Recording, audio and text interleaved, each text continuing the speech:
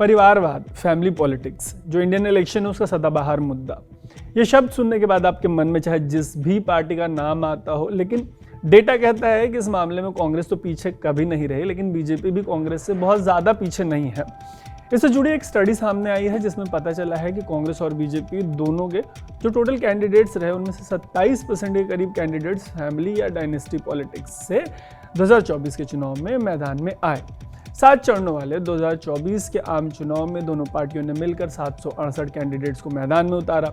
27% candidates का यह आंकड़ा इन्हीं 768 कैंडिडेट्स से निकलकर सामने आया है। यह आंकड़ा सुनने के बाद आपके मन में एक सवाल यह आ रहा होगा कि 2024 के चुनाव में परिवारवादी कैंडिडेट्स के मामले में कांग्रेस और बीजेपी में से किसने बाजी मारी।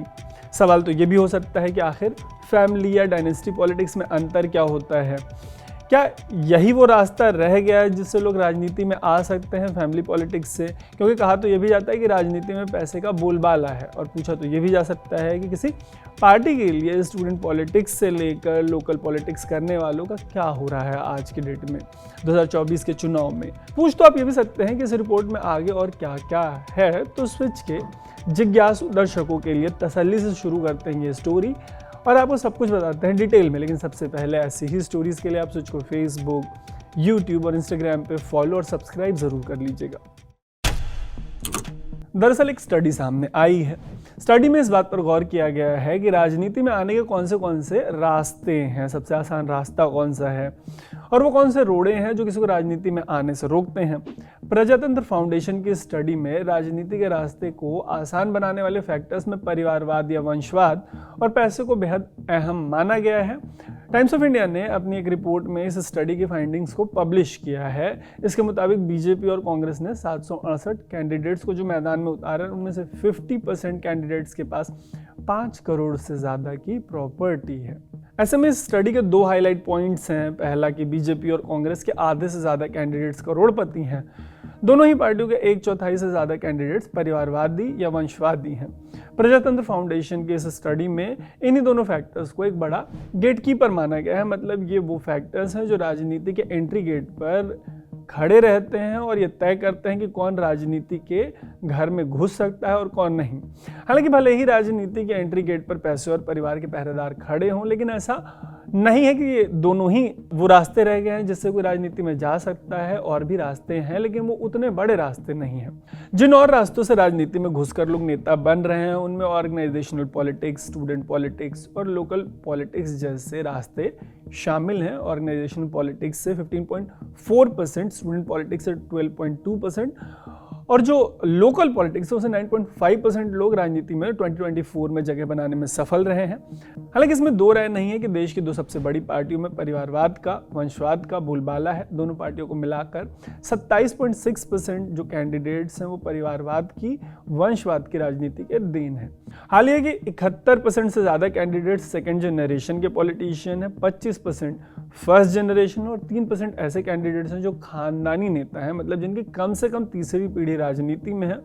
और अगर स्टेट वाइड बात करें तो ज़्यादा सीटों वाले जो बड़े राज्य हैं जहाँ पे परिवारवाद का झंडा बुलंद है, उनमें कर्नाटक, बिहार और महाराष्ट्र जैसे जो राज्य हैं वो सबसे आगे हैं। वहीं छोटे राज्यों में हरियाणा लीडिंग लाइट है। इतना ही नहीं, यहाँ पर आपको एक और क्यू डेटा सेट देते हैं। ये क्यू डेटा निकलता है कांग्रेस की सबसे बड़ी नेता सोनिया गांधी और पीएम मोदी के लिए एक बहुत अहम मुद्दे से। यह मुद्दा महिला आरक्षण का मुद्दा है, जिसे हमेशा से सोनिया गांधी के दिल के बेहद करीब बताया गया है। पीएम नरेंद्र मोदी ने इसे कानूनी अमलीजामा पहनाने का काम किया। आपको याद होगा कि चुनाव से ठीक पहले संसद का एक सत्र बुलाया गया था, स्पेशल सेशन, जिसमें संविधान के 106th अमेंडमेंट से जो कानून बना उसके तहत 1/3 सीटें महिलाओं को दी जानी है। लेकिन परिसीमन यानी डिलिमिटेशन जैसी वजहों से ये कानून तुरंत लागू नहीं हो पाया।